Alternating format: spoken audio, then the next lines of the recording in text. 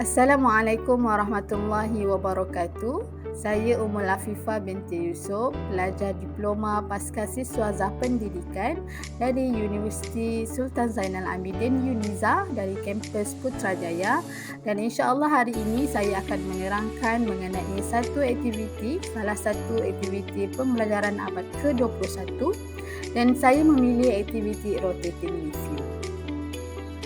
Okey, baiklah. Sebelum saya menerangkan lebih lanjut apa itu rotating review, sekarang marilah kita mengenali dahulu apakah itu pembelajaran abad ke-21.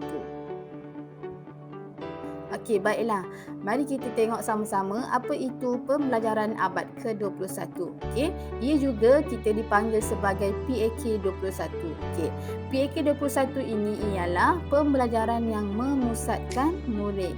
Jadi bermaksud segala aktiviti pembelajaran abad ke-21 ini ia melibatkan murid yang aktif. Okey, baiklah. Dan kita tengok kepada elemen PAK21 ini ada 4 elemen yang kita boleh lihat. Yang pertama ialah komunikasi. Ini bermaksud murid berkomunikasi di antara murid dengan guru dan murid dengan murid. Dan yang kedua kolaboratif. Ini bermaksud kolaboratif ataupun kerjasama murid antara rakan pasukan. Dan yang ketiga ialah kritis dan kreatif. Ini merupakan pemikiran murid, pemikiran secara kritis, pemikiran secara kreatif. Bermaksud aktiviti yang dijalankan melibatkan pemikiran yang kritis dan kreatif.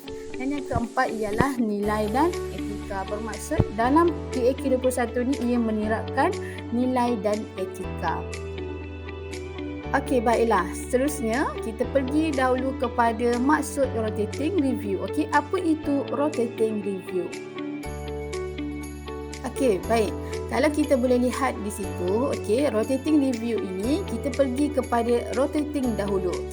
Rotating, maksud rotating dari segi bahasa, gerakan berputar, kitaran ataupun pusingan. Itu mengenai rotating. Kita pergi pula kepada review. Apa maksud review dari segi bahasa? Pertimbangan kembali perkara yang lepas ataupun mengimbau kembali perkara yang lepas. Dan apa maksud rotating review dari segi aktiviti pembelajaran PAK21 ini? Ia bermaksud suatu teknik pembelajaran untuk membantu murid mengingati apa yang telah dipelajari dan menguji pengetahuan dan kemampuan mereka. Dan rotating review ini juga bermaksud ataupun merupakan pertimbangan kembali isi pelajaran yang telah mereka pelajari. Itulah yang dimaksudkan dengan aktiviti rotating review.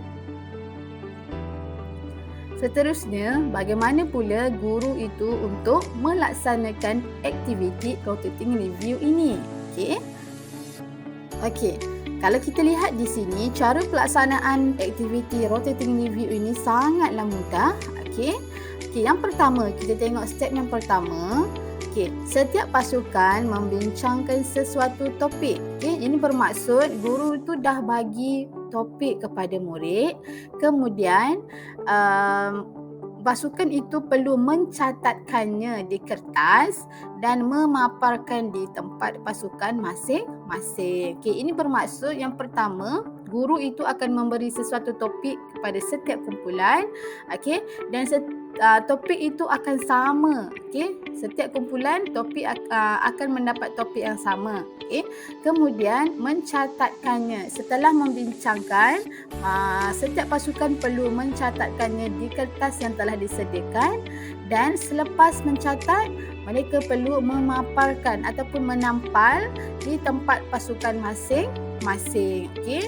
Di sini kita boleh lihat setiap pasukan dah ada tempat masing-masing. Dan yang kedua, setiap pasukan akan bergerak dari satu pasukan ke satu pasukan. untuk membuat penilaian hasil kerja setiap pasukan. Ini bermaksud selepas dah habis semua segala perbincangan dan telah mencatat dan telah menampal ataupun memaparkan di tempat masing-masing. Jadi setiap pasukan itu perlu membuat pusingan ataupun bergerak. Itulah dimaksudkan dengan rotating. Bergerak dari satu pasukan ke satu pasukan. Itulah yang di-highlightkan sebagai rotating. Kemudian kenapa mereka perlu bergerak? Untuk membuat penilaian hasil kerja setiap pasukan. Itulah yang kita boleh kaitkan dengan review. Jadi setiap pasukan perlu menilai, tengok apa hasil kerja yang pasukan lain yang telah buat. Seterusnya, step yang ketiga ialah setiap ahli pasukan boleh menulis komen. Bila kita dah pergi dan membuat penilaian, kemudian kita juga ataupun pasukan itu boleh menulis komen. Ataupun apa? Boleh juga tambahan idea. Mungkin kita tengok pasukan itu kurang isinya, jadi kita boleh tambah idea. Ataupun boleh juga persoalan, tinggalkan persoalan. Kenapa isinya begini? Kenapa isinya begitu? Jadi pasukan lain boleh tinggalkan soalan pada kertas berkenaan. Kertas yang hasil kerja tadi tu kita boleh tulis komen dekat situ, idea dan persoalan dekat kertas yang sama, tetapi perlulah menggunakan pen yang berbeza, supaya kita dapat membezakan yang mana satu isi asal, yang mana satu isi tambahan, persoalan ataupun komen. Mudah sahaja untuk cara pelaksanaan rotating review ini. Dan kalau kita tengok di sini, penilaian dihasilkan ataupun dibuat oleh murid. Tetapi ia bukannya 100% penilaian daripada murid. Di hujung ataupun di akhir kelas akan dirumuskan oleh guru. Baiklah. Sekarang kita dah dengar dah cara pelaksanaan. Sekarang kita pergi pula kepada kelebihan rotating review. Apa kebaikan yang kita dapat jika kita menjalankan aktiviti rotating review ini? Kalau kita tengok yang pertama, apa kelebihan yang pertama? Yang pertama ialah murid menjadi lebih aktif. Kenapa? Kerana kita boleh tengok ataupun kita ingat balik cara pelaksanaan. Murid perlu memberi idea dan murid perlu bergerak ke pasukan lain untuk memberi komen dan nyatakan soalan dan sebagainya. Itu kesemua aktiviti itu akan menjadikan murid itu lebih aktif di dalam kelas berbanding dengan kita menggunakan kaedah tradisional, murid hanya mendengar sahaja. Sekarang kita ubah kepada aktiviti PAK21 ini, murid akan menjadi lebih aktif. Dan yang kedua, mendapat pelbagai pendapat. Kenapa? Kerana selepas perbincangan setiap pasukan, murid itu akan bergerak ke kumpulan yang lain. Jadi di situ murid akan mendapat pelbagai pendapat. Kemungkinan murid ini tidak tahu mengenai isi yang dihasilkan oleh grup lain ataupun pasukan lain. Jadi mereka mendapat pelbagai pendapat. Dan yang ketiga, kelebihan yang ketiga ini meningkatkan kefahaman murid. Jadi bermaksud ia lebih kurang dengan poin yang kedua, cumanya yang ketiga ini ia akan meningkatkan kefahaman murid ini, bermaksud kemungkinan huraian pasukan lain akan membuatkan murid itu lebih faham mengenai isi ataupun kandungan yang dipelajari pada sebelum ini. Dan yang keempat ialah tiada konflik ataupun bias. Kenapa? Kerana penilaian hasil kerja murid ini dilakukan oleh murid dan pelbagai orang. Jadi tiada konflik daripada guru. Kemungkinan kalau kita kerja kita hanya dinilai oleh guru, kemungkinan akan berlaku konflik ataupun bias.